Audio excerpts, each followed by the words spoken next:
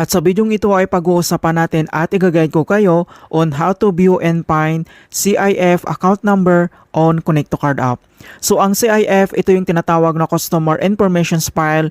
Isa itong number sa Connect to Card app, isa itong unique 10-digit code na nagre-represent ng ating digital identity with Cardbank.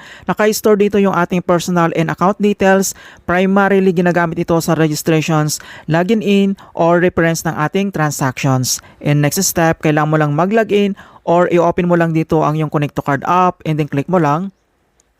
Dito lang sa ating Connect to Card profile homepage, dito lang sa baba, kailangan mo lang i-select dito yung profile na makikita dito sa bottom right corner and then i-click mo lang.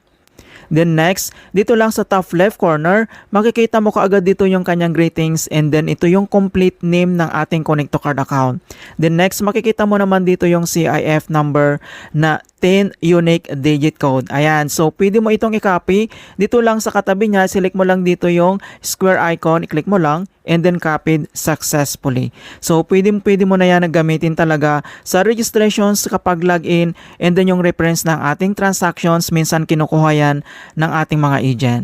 Ayan, so ganun lang po kasimple mga kaibigan kung paano natin i-view and then hanapin dito yung CIF account number natin dito lang sa ating Connect to Card app. And thanks for watching.